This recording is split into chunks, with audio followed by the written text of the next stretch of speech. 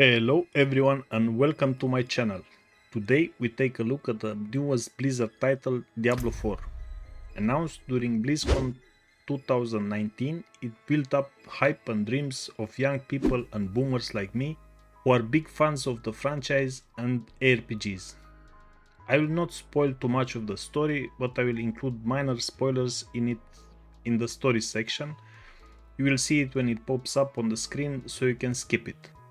Diablo 4 features a massive open world with 5 regions to explore, mounts, world events, PvP zones, over 100 dungeons, a lot of legendary items, crafting and more.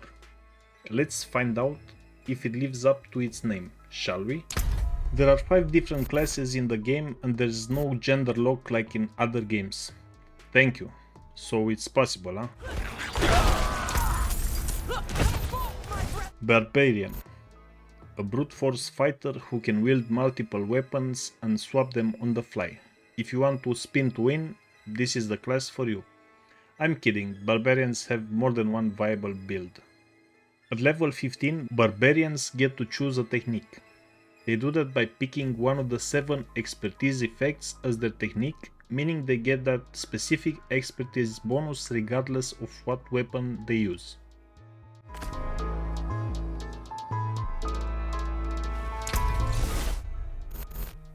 Master of elemental magic who can unleash devastating spells that deal high burst damage and control the battlefield with crowd control effects. At level 15, after a quest, you unlock first slot of enchantments. At level 30 is the second one. This imbue your chosen spells, giving them extra effects, like when you use a cooldown, enemies around you are stunned for 0.7 seconds.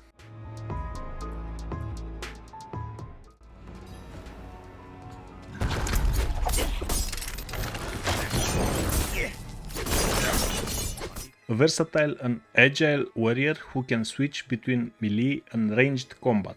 The rogue can also imbue attacks with poison, cold or shadow damage to suit different situations. At level 15, the rogue unlocks specializations that enhance certain skills or playstyles.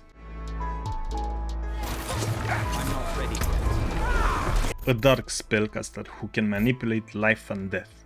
The necromancer can summon minions, curse enemies and consume corpses to fuel powerful abilities. At level 15, necromancers unlock the ability to sacrifice skeletons for, you guessed it, small buffs.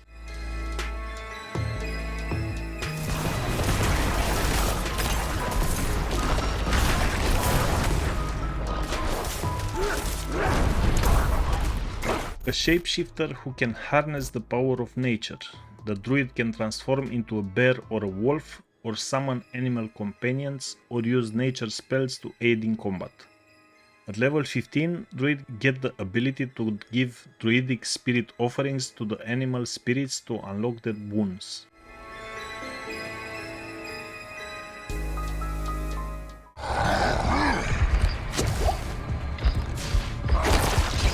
Gameplay is smooth like butter. It starts a bit slow with almost any class, but it picks up by the end of the story. That happens between level 40 and 50, depending on how much side content you do. My personal recommendation is this: do as much side content as you feel like it while you level. In that way, you don't get to say the main story is too short. More on that on the story chapter. I choose not to do much because it involves you run around a lot, and it's more efficient to do it when you have the mount. Depending on the class you choose, you might find some of the bosses and elites difficult. I recommend you start on world tier 1 and change it to tier 2 if you find the content too easy. One big problem I have in games during story missions is how difficult the content really is. It adds to the story in my honest opinion. If it's too easy, you don't feel any weight on what's being said in those cinematics or dialogues. Perhaps if I would have played a rogue or a sorcerer, or was any good at video games, I would have face rolled the content. But as I said, I liked it because it was challenging here and there. The mount feels sluggish at times. Please make it so you can sprint everywhere, even in towns. around level 30, the leveling slows down a bit, and at 70 it's really slow. So don't be alarmed if you see world's first 100. Those guys abused everything in their power to reach 100. Speaking of power, in Codex of Power you can see the aspects you unlocked. You obtain these by completing dungeons. Those are there to enable builds early, and it's such a nice thing to have. In most RPG games, builds really come online, so to speak, at the end game. In Diablo 4, this happens early. With the aspects you get from the dungeons, you can freely imprint your gear so your build sucks less and less as you play the game. It's costly though, but worth doing from time to time. You can find better versions of most aspects on legendary drops, but you will always have this baseline, if you will. So if you get a badly rolled legendary with an aspect you want to keep, you can just extract aspect at the occultist. And if you want to imprint that aspect, you do it at the same guy. But use those sparingly because it's not cheap, they are not easy to get, and more importantly, you will change gear like socks while leveling. So no point imprinting something that will get scrapped in 3 levels, right? Under any circumstance, don't imprint weapons unless you are a rogue or a barbarian that have stat sticks, because the main source of damage comes from the weapon, and you will always look for upgrades in that slot. Anyway, and I have no idea why I turned this into a guide. On this short sub-chapter, I want to touch a bit on how well they are placed within the world. They lead you all around the map, forcing you to explore it, and they do it without you having the Lost Ark feeling, that the game just wants you to run back and forth like an idiot talking with the same 2 people 10 times. I mean, it does it to some extent, but it's not annoying.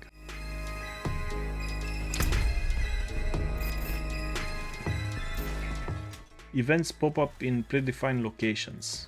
You see the yellow circle on the map, you enter it and the event starts. They all can be solo, so no worries. They have few mechanics, like collect 2 objects and place them on pedestals or kill 3 guys to open the next part, but that doesn't bother me. Bosses on the other hand could have more abilities and mechanics. I would like in World Tier 1 for them to be like that now, but with every World Tier increase I would add 1 mechanic to the end fight, to give you a challenge other than more hit points and more damage. Dungeons sometimes drop some cosmetics like mount armors and trophies, perhaps more, but I didn't get anything else. The other thing that I don't really like is the repetition of dungeons from a visual standpoint. Listen, Endgame consists of doing dungeon sigils over and over. No idea why they didn't make more tile sets, even if those are specific for Endgame Nightmare dungeons. I mean, it's cute that all of them are visually tied to the respective region, but I would like more variation. Before anyone tells me this takes time, think about this. They already have the resources, in-game even. Remember these dungeons from the story? Please use them, and we need more hellish looking dungeons. Thanks. Everyone and their mother do regular dungeons to push levels at the moment, since they are the best source of XP and have the same drops as Nightmare dungeons. More on this on the Itemization chapter. Endgame. As far as I played, I'm level 70 as I write this review. I kinda enjoyed it.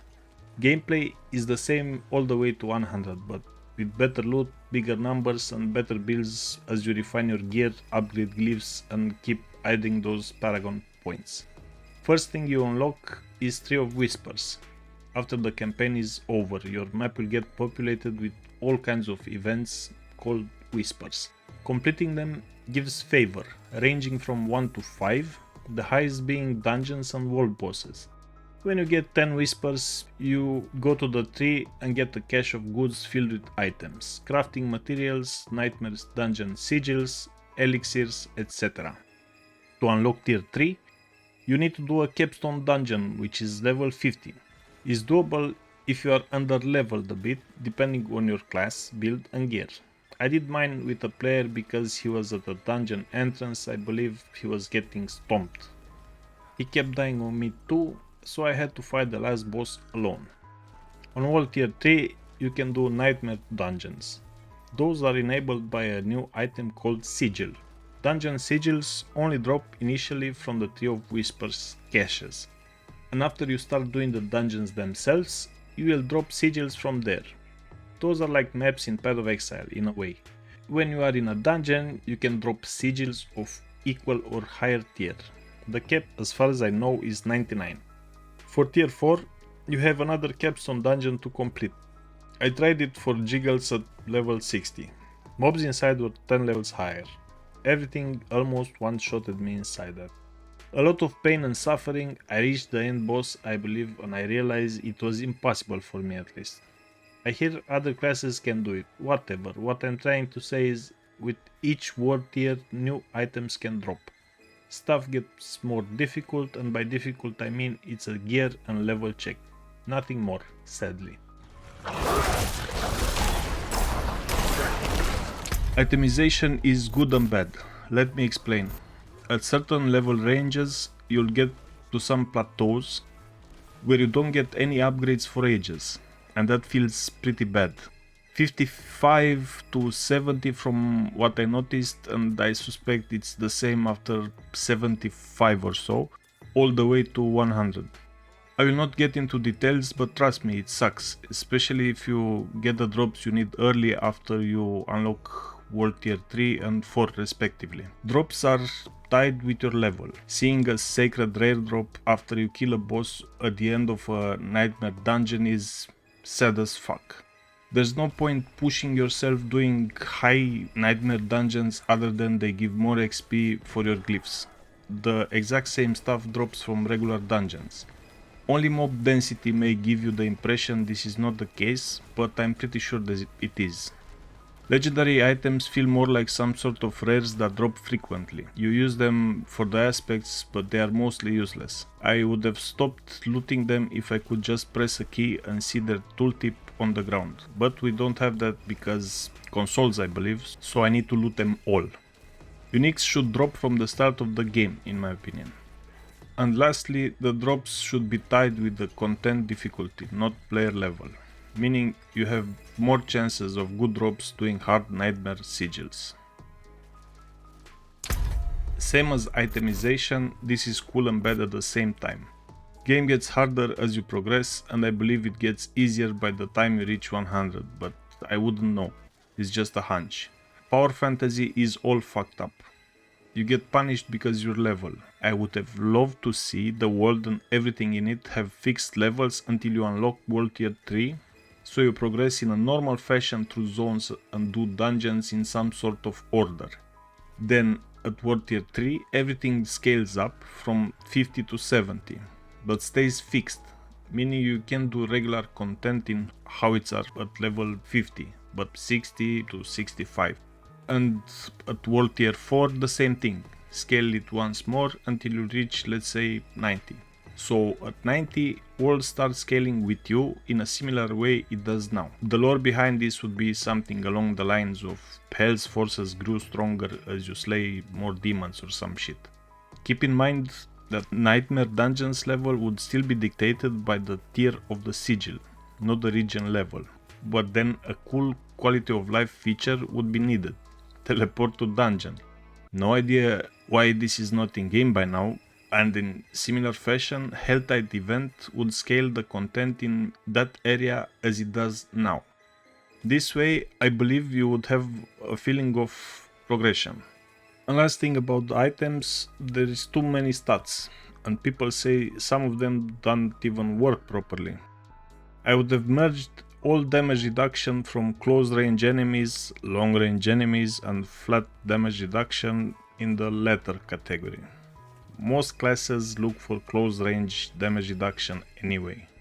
Having so many quasi-useless stats just make the process of gearing up harder than it needs to be. Helltide in Diablo 4 is a special event that occurs randomly in the open world in World Tier Nightmare. It's an endgame mechanic that affects the entire region and fills it with demons. During the Helltide event, all monsters spawn in larger numbers, have higher levels and are buffed. You'll need to defeat them to get the currency called Aberrant Cinders, which can be used to unlock tortured gifts. With the Aberrant Cinders, you unlock chests around the area that give you rewards. In a way, it's like Tree of Whispers. The only reason I do it sometimes to get some crafting materials so I can upgrade or modify a stat on an item at the occultist.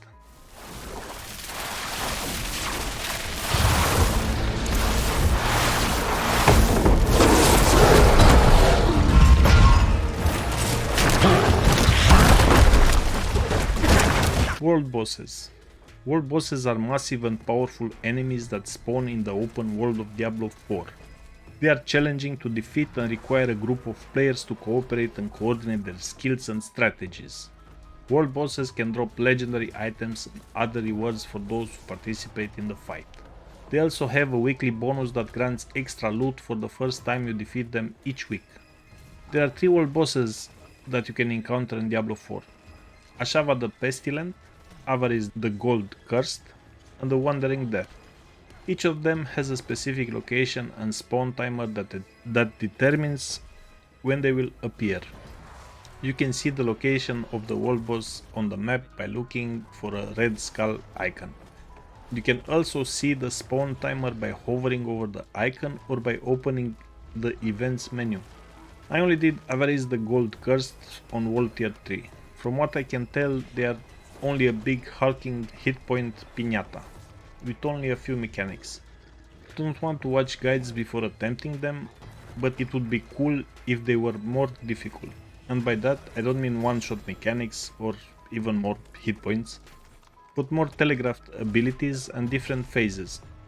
I found the fight pretty chaotic, but only because I have corpse mechanics and I couldn't use it due to the fact I didn't see where they were spawned below the boss.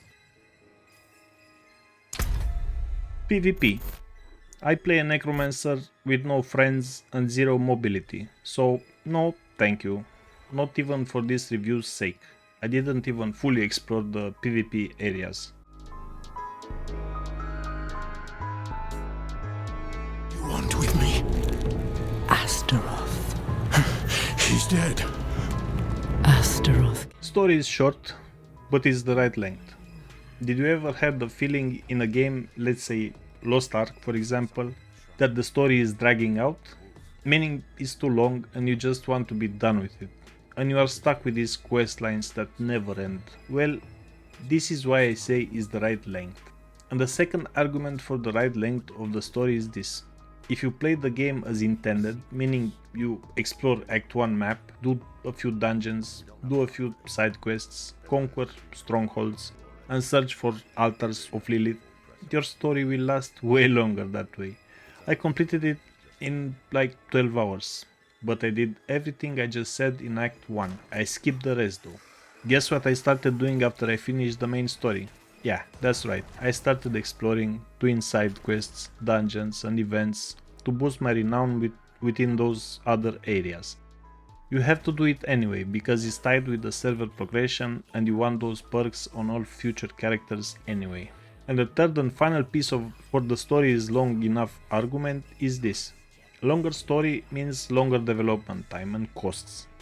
You would have liked the game to come out in 2025 or have the skins inside the shop cost, I don't know, $50? I'm over exaggerating, but you get the point. Story doesn't start up strong, but it picks up at some point and becomes really cool. I got a big problem with the way the story is conveyed to me. That's the only area the team dropped the ball. And I'm not talking about the cinematics. Those are very cool. The best I've seen from Blizzard at least. I'm talking about the cinematics they made within the game engine. Why on earth you would have this great voice acting, beautiful environment and characters and assets in general, and leave cinematic camera as the same as in-game camera most of the time? Perhaps it was done because they thought game assets don't look good enough from certain angles, but they use custom cameras in some of those cinematics and everything looks pristine. Perhaps it wasn't done because they don't have great lip sync, who knows. Funny thing is, they move the camera in some of the cinematics from character to character as they speak. Falling over my skin. Ugh. You were tattooed. A ritual. I hear something. A voice in my head. It looks dumb, and I disliked it a lot. So TLDR, I like the scenes where they show shots with backgrounds, but I dislike the rest. And sadly, it's most of the story. The story itself is still good, don't get me wrong, and that great voice acting. Speaking about voice acting, Don't speak to anyone. There is great danger lurking here. You've grown fearful in your old age, my friend. But worry not, I will stay put. She left me untouched. She's toying with me. Wants me to watch her destroy everything I've built. Donan's story is so emotional, very well done. He is a member of Horadrim. The Horadrim were an ancient brotherhood of mages and wizards that were formed by the Archangel Tyrael to combat the three prime evils, Diablo, Mephisto and Baal, when they were banished to the mortal realm. This introduction is so you see how badass is Donan. And spoiler alert, he dies in a very stupid way, like he's not a wise and powerful mage, but a dumb commoner. Come on guys, who wrote this? Anyway, overall the story is well written with occasional slips like this. The Reverend Mother epic speech is not accompanied by any animations, she stays stiff and just delivers it. Hark, knights! The day of prophecy is upon us! The Father will slay Lilith in hell and lift his faithful up to heaven! To the palace!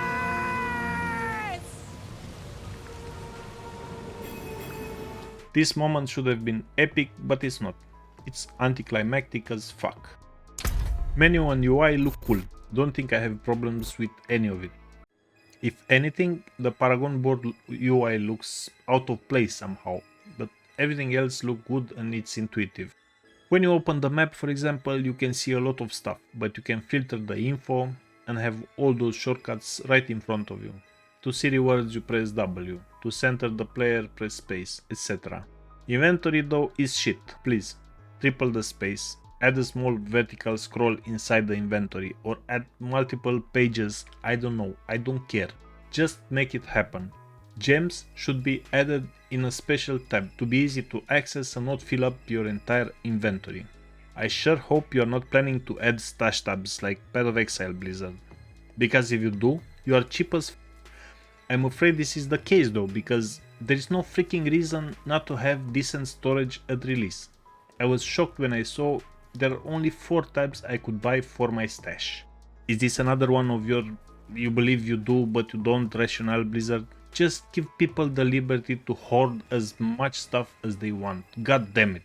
I'd like to be able to buy at least 10 tabs per character, and that for personal use only. I mean, if at least we'd have 2 coffers on each character, one shared and one personal. Would still be small, don't get me wrong, but would be something. I don't understand why are small quality of life like this missing, when in almost all other areas you thought stuff through. Think of it this way, if I want to farm dungeons, I shouldn't have to go back to town and manage my loot for at least 2 or 3 runs. That should be your goal with the inventory size. Or you can give us the ability to salvage ourselves in the field. There are many options. I'm curious which one you take.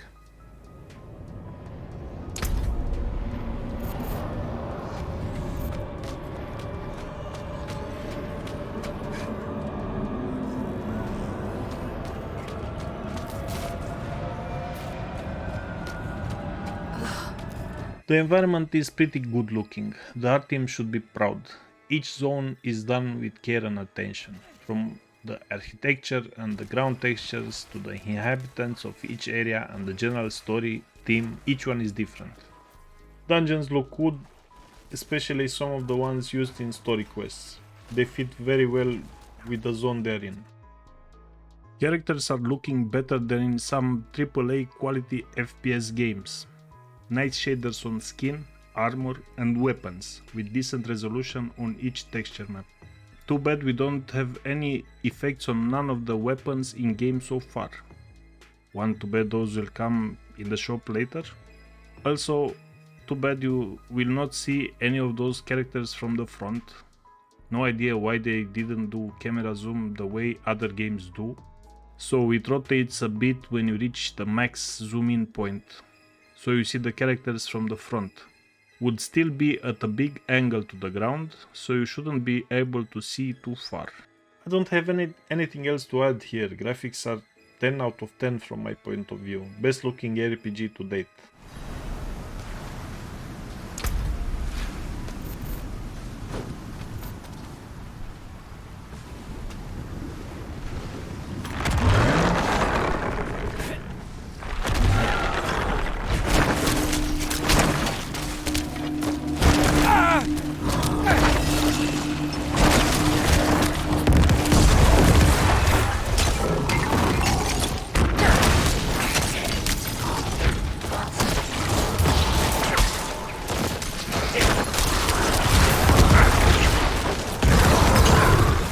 The sound design in Diablo 4 is outstanding, creating a rich and immersive atmosphere that enhances the gameplay and the story.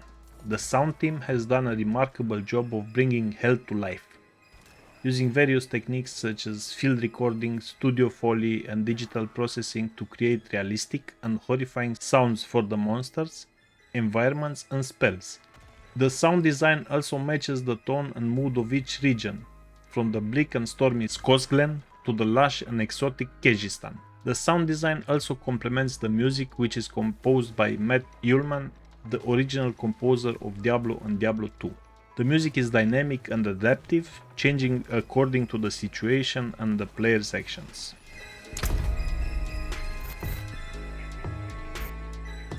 This game is expensive. The prices ranging from $69.99 for standard edition to $99.99 the ultimate edition. I got the middle version, the digital deluxe edition, for only $89.99 because it had 800 value in my head if I played the game early to make this review.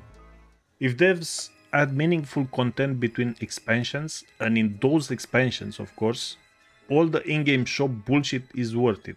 If you have a good game, sure, go nuts with 24 skins and whatnot. Make them 100. The gear you obtain in-game looks sick anyway, so they didn't hold off there.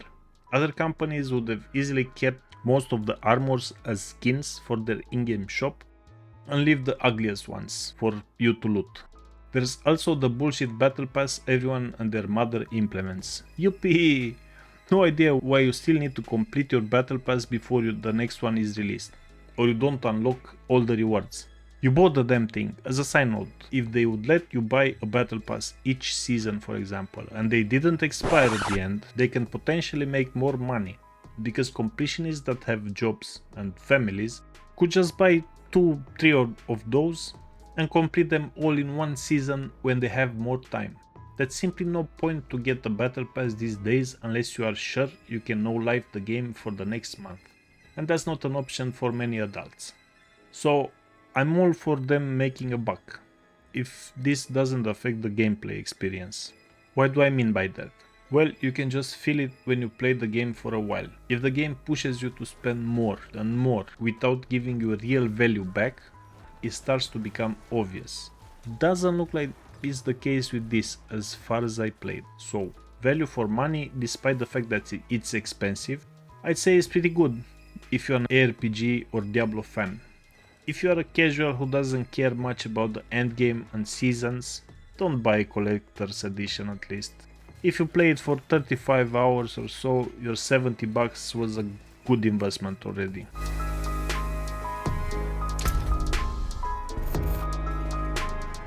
Random thoughts before we reach the conclusion. These are notes I've made during gameplay, so elixirs should be other color than blue. I think I left many on the ground because of it. Good balance changes during early access. I just hope they nail it before season 1, because I'd get pissed if something's nerfed to hell 2 days after it starts. Unless it's a bug, of course, or the result of another change that was the result of another change. You get the point. Some side quests, from what I discovered, have a strong connection with the story, which is very nice. If you can, always unlock strongholds first, as they give more side quests and they unlock specific dungeons. To enchant items at the occultist, you need to do the Helltide event for some rare crafting materials. I didn't bother too much with that so far because I keep changing items so fast. No point to min-max at this level. Press E and leave dungeon. If you use normal teleporter, T will bring you back to town, and sometimes you just want to exit the dungeon and talk to the NPC, for example, or you just want to farm the damn thing. Salvaging unwanted gear when you found an upgrade will save you the cost of unsocketing the gems. Max out renown with one character, especially Altars of Lilith, and not bother with it ever again. If some NPC says something, don't interact with another NPC that may give you a quest, because it interrupts the first one who's speaking. And if you are like me and want to hear even the side stories, you will get annoyed because maybe you will not hear that thing ever again. And the voice acting is very good.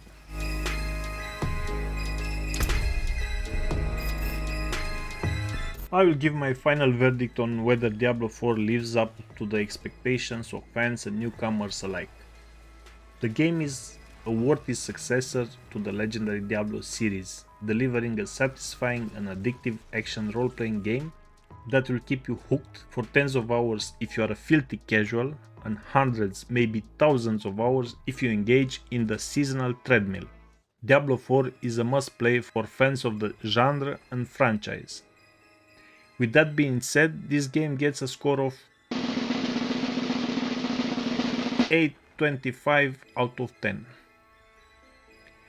This is pretty much it. See ya!